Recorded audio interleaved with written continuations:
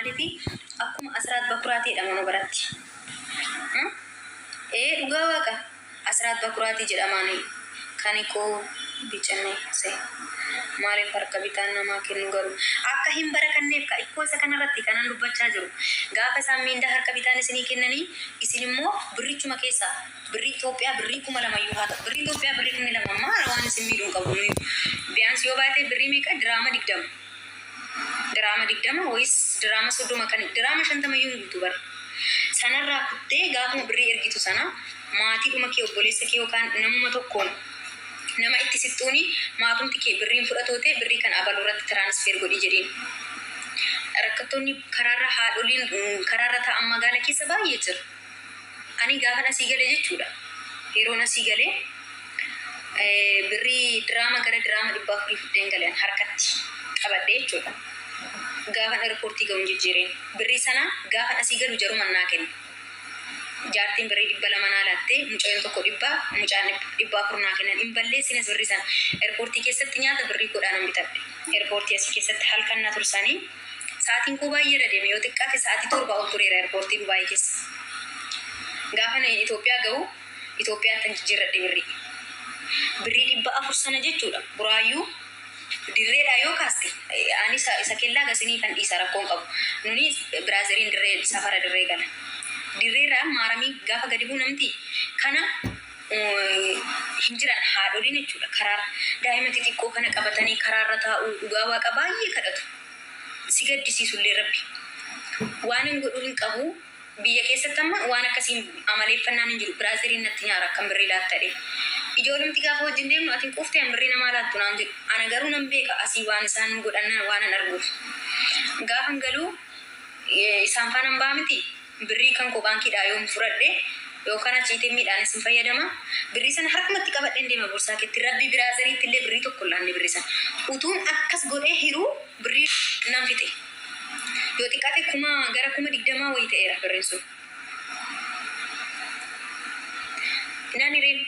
Kanatti gaafa isaan faana manaa bahu nan kennaaf yookaan immoo nama hin jiran nyaata fa'aa kan si kadhatan hin jiran mana nyaata fa'aa gaafa seentu nyaata otoo isaan hin argin irraa kaffaleen biraa bahanii isaaba isaanii kaffalee firadhe gaafa galeefaa jechuudha. Geedotti baakkoo miti baakkoo as ijaajjitti nu buusanii ijaajjii miti maal jedhama ijaajjii dhumatti nu buusanii miti laatame isaadha gaafa galuu asii ol.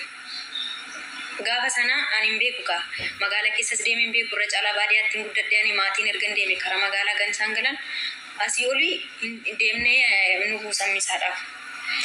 Maanguddoota umuriin isaanii gurguddaa kadhata.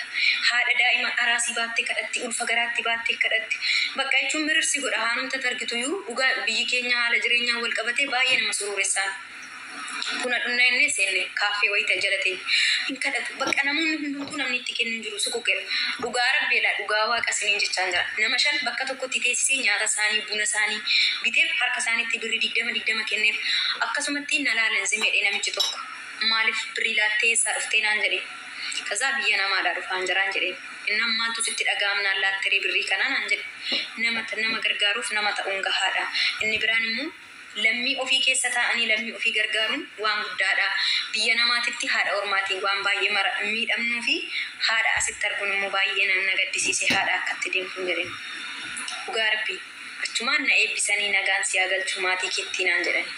Ani garuu birrii sana jarannaa laatee galee hireen ishee fixeera. Ituma hinduu tanan tiippi jaartiin kun naalaattu andamutti hin dabalu.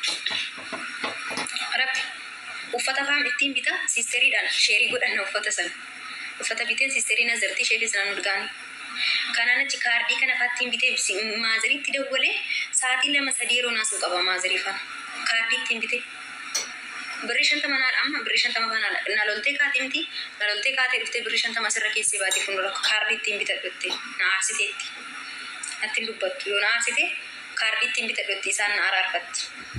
Dhaqeen fuudheen kaardii ittiin bitan birrii kootti hin dabalu uffata hin bitu yuudha oon bitee asuma suuqii birrii 20 fayyifannaa rakkasaadha sitti waan ta'eef malee damooza keessanitti kiippii isaan isinii laatan tokko hin dabalina lammeeffata damooza akkuma isaan harka bitaadhaan isinii laatan isin immoo keessaa baasa rakkataa nyaachisaa yoo sana isinii barakata birrii kanaan ala birriin biyya arabaa hin barakata jettee yaadin abadan awwaanan ofii koo arge waaqa. Awwaana nufi ko arge. Gastiin kiyya bilbilli kiyya iyyuu cabee jira. Bilbila namaatiin hin fayyadamaara. Bilbilina jalaa cabee xalabadheera garuu borummaa dhufa. Kanadha. Kana fakkaata. Biyya gaafa galtan mana amantaafatti deema. Waanuma ta'e godhaa bakka. Isinii barakata. Dhugaan isinii jedhan. Birriin gaafa sana isinii barakatan. Lubbu akkam oolte nagaadha. Nagaa godha galata rabbii.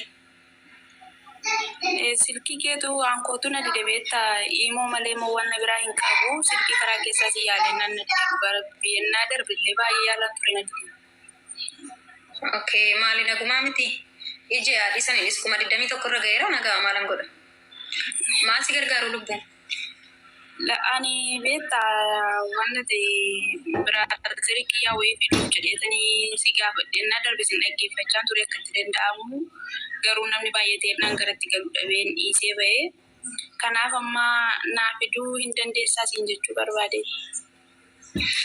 Siifan fida rakkoon qabu. Iimoorra maal bilbilli kiyya ayyoon ani aadisi deebise malee siin ba'u hidheetan jira imoo. Namni natti dawwalanii na jeeqanii naan hin hidhe. Hayyeesi ani immoo dhugaa rabbii yaalee kan keessa kan masiis lamaan keessanii hunda dide dhugaa rabbii isin yaaleen dadhabe na dide. Okay, dhiyootti akkan sii fiduu barbaadde ordeerii nan qaba ijoollee waan ta'eef torbee lamaan kana keessa ijoollee dhufantu jira. Isaan faana sii buusu. Elaa maal ta'e beektaa mala nama biraatti mucaan osoo natti himiini anillee kun akkasuma biyya namaan jira otoo natti himiin gara biraatti kennee beesaan hin baaneef garuu meedikaala waan hundumtuu xumurameeraa fi tikeetii bakka tikeetii akka itti naa kuchisiistu yoo ta'e amma harkaa fuusisa jedhee beektaa nama itti kennatee jiru sana harkaa jedhee si gaafachuu barbaade beektaa gara keetti hin deebisaadhe. Meedikaalii biyyatti maaliif gale reenni amma meedikaalii maaliif galatu ta'ellee si qopheeffachuu qaba. Meedikaaliin ekkoo yeroo bararaa jala gala. Gaafa si viizaan deebi'ee ofii gala meedikaala. Lakki daldalaa isuma daldalaa sanatu hojjeteetu kunoo ani birrii utuu waan tokko natti himin birrii dura kaampaanii fi ani la kunoo si hojjechiiseera meedikaalaa beesa bichaa si ba'uu isa bichaa eeggatta jedhee ergee ennaanan immoo maallii akkas goota maana. Kun sobadha miti. Sobadha. Meedikaaliin asii ba'u tokkollee hin jiru. Biyya irratti COC barataa meedikaaliillee zaak hospitaalitti gala biyya keessatti. Asitti meedikaaliin hojjetamee ergamu tokko hin jiru. Soba. Asitti yoo jiraate waraqanni asii hojjetamee ergamuuf hin jira. Kaampaaniirraan dhufa taanaan kaampaanii fida taanaanii orderii kontiraataa waggaa lamaatiin dhufa waraqanni asii sirratuu fi viizaa irratti kan rukutamee ergamuuf jira eerpoortii keessatti akka isaan dabarsaniif. Sanarraa kana fi garuu meedikaalii asitti hojjetamu ani yeroo jalqabaaf sirraa dhaga'an jira. Dhugaa rabbii lubbuun iyyuu ila natti nimne beektaa na dhooseen ila wanta kana natti nimne utuu natti maniiru ta'e ani ijoolleen jiru ijoolleettan sii kennadhee itti meennaan na shawwadee ariifatee dhaqee itti galee ka'ee immoo gaafa dhugmoo kana keessa jira. Ani immoo dhugaa rabbii ture yoo baay'ate ji'a tokko ol turee raddan sinii yaalu itti ka'ee innaa sinillee ijoollee biyya gashaa turtan ijoollee rakkataa turtan gargaaraa turtan illee dhugaa rabbii sin jala taa'ee sin ilaalaa ture. Saayitii sanallee bakka na dide silkii kootu dhugaa rabbii ani immoo malee wanta biraa hin qabu. Kanaaf ammoo bakka himuurraan na dubbisiiti paaspoortii sana ergime na dubbisiiti paaspoortii isa qofa na ergin allaala siisteema keessatti garummoo meedikaalii dura ba'u kana ani yeroo jalqabaaf sirraa dhaga'an jira akkam beekutti seerri ammaa COC'n biyyatti baratama isaa booddee COC'n isaa ergame hin asaddaqama maabiraawii guddaa irratti hin hojjetamaa fi erga asii viizaan isaa deebi'ee fi booda zaak hospitaalii deemee gala. Akkas Itoophiyaa irratti rakkoon qabuuti ishee karaa tiiktookii lakkoofsa koo siin barreessaati atachasi adinaa godhan immoo sanaan booda siin dawwalaa keessa. Fooloo baakii sii deebiseera bilbila kee naa barreessi amma naa barreessii fi dhufeensi dubbisaa rakkoon qabu. Hayyee tole lubbu galatoome dhugaa rabbii ani koo jalqabaa kaasee gara keetiin akkam xumuradhu barbaadennaa isaan tokkas na godhe rakkoo hin qabu. Yaa ammallee nama tokkodha garuu boodatti illee nama lamatu jira beektaa rakkoon qabu sittan fida. Rakkoon hin jiru siifan fidaane. Garuu dura paaspoortii sana erginaan ilaala yoo dhuguma viizaan isaa appilaayi ta'uu fi appilaayi hin taane inni akka beennutti viizaa bichaa baasanii ergu barbaadina. Ani isaa akkasii har'uma dhaga'ees hojjedhees hin beeku hojii akkasii. Dhugaa rabbii ani hin beeku lubbu dhugaa waaqayyoon waan akkasii hin beeku garuu akkas jedhanii natti mee kaleessa wajjin haasa'an ture bakka rakkoon qabu amma dawwalee fiitini si haa erguu amma irraa fuudhee si ergan immoo. Narageeffadhu. Gadi bu'iitii bilbila keenyaa barreessi keessaan na haasofsiisi.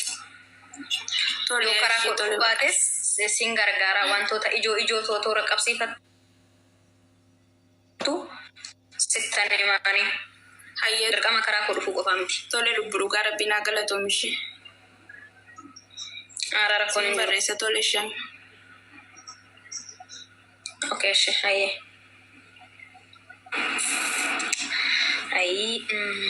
Rakkisaadha dhugaa. Ammoo si meedikaalii baasnee erginattanii ijoollee qorqoo jammartanii bagasanii. Si jammar ijoolleen keenya nagaan qabdan bara. Namni tokko kan isinii fidu fakkeenyaaf ijoolleen shamarranii dhufa nama saawudhaa.